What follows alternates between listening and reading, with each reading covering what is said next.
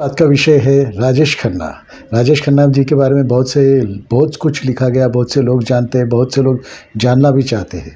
तो राजेश खन्ना ने कैसे कह दिया कि मैं से मेरे फैंस कोई छीन नहीं सकता। ये कब कहा था उन्होंने?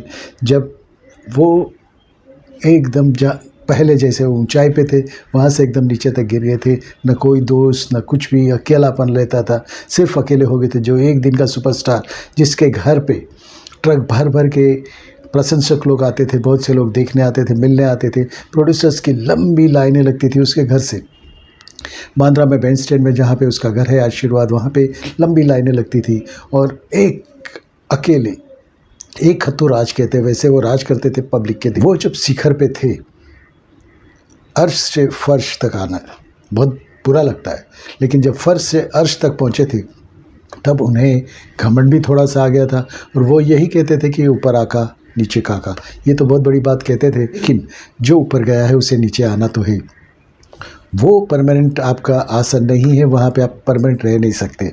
जब तक आप प्रेक्षकों के दिल में हो तब तक आप हो, नहीं तो दूसरा कोई आ जाएगा, वो बन जाएगा वही सुपरस्टार। लेकिन राजेश खन्ना जैसे सुपरस्टार की जो बुलंदी उन्होंने छुई है, वो आज तक कोई छू नहीं पाया। क्योंकि एक साथ 17 18 फिल्में सिल्वर जुबली, गोल्डन जुबली बनती थी, हर फिल्म सुपर हिट। क्यों? क्योंकि उस वक्त उन्हें साथ भी मिला किशोर कुमार जी का, आवाज़ मिली किशोर कुमार जी की, कहानी मिली गुलशन नंदा जैसे बहुत अच्छे राइटरों की। और वो जो फैमिली ड्रामा जो करते थे, जो एक्टिंग करते थे, वो हर एक लड़की को, हर एक बहन को, हर एक माँ को छू जाती थी। और हर कलाकार, हर नया कलाकार या तो हर लड़का चाहता था कि उनके जैसे बनूं। तो दोस्तों, वो उनका डाउनफॉल कैसे शुरू हुआ? जब नमक हराम में राजेश खन्ना जी और अमिताभ बच्चन जी साथ में थे, और वहाँ तब एक शॉट में उन्हें लगा कि ये शॉट मुझे नीचा दिखाए या तो फिर अमिताभ ऊपर हो जाएगा। तो तब से उनकी ऐसा सोचना भी सही था, क्योंकि तब अमिताभ उभरता सितारा था और एंग्री यंग मैन सितारा बनने जा रहा था, पब्लिक के दिलों पे राज कर रहे थे। तो दोस्तों, वो होने के बाद वो नीचे आते गए। बहुत सी फिल्में उन्होंने दी, बावर्ची दी, फिर हाथी मेरे साथी फिल्में दी। ये सब फिल्में देने के जिसकी वजह से सिर्फ राजेश खन्ना के नाम पे चल जाती थी फिल्म। लेकिन दोस्तों, ये है ना, जब ये बुलंदी से एकदम नीचे उतर गए तब खौफ उनको रहता था, डर लगता था, किसी से मिलते नहीं थे, घंटों दरवाजे पे खड़े रहते थे, लेकिन कोई प्रोड्यूसर्स नहीं आता था। जहाँ पे ट्रक भर भर के पब्लिक उन्हें देखने आती थी, कोई नहीं आता था। कैसा लगता होगा वो सूनापन, अकेलापन। और वो शराब में गम भुलाने के लिए बैठ जाते थे हर शाम, बोतल, और वो अकेले हो गए थे क्योंकि उनकी वाइफ डिम्पल कापड़िया भी उन्हें छोड़ के चली गई थी। पूरे बंगले में अकेले थे, बंगले में खड़े रह के देखते थे, लेकिन कोई देखने वाला नहीं था, या तो कोई भी उन्हें साइन करने नहीं आता था। बहुत से लोगों ने उनको कहा कि आप छोटे पर्दे का काम कर लीजिए, टीवी पे काम कर लीजिए, लेकिन वो नहीं, अपना घमंड उसे रोकता था कि मैं सुपरस्टार छोटे पर्दे पे काम नहीं करूँगा। उन्होंने एक बार ट्राई भी की केबीसी के लिए, लेकिन वो भी कुछ जम नहीं पाया। दोस्तों, ये होता है, आदमी में अगर घमंड आ जाए तो वो जल्दी से नीचे गिरते ही चले जाता है। ये उसे जान लेना चाहिए कि ये परमानेंट सीट नहीं है, वहाँ पे परमानेंट नहीं रहोगे।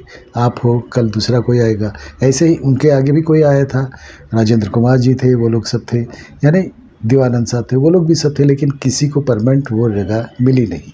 लेकिन नीचे उतरना या नीचे गिरना, कुछ काम नहीं होना, बहुत बुरा लगता था।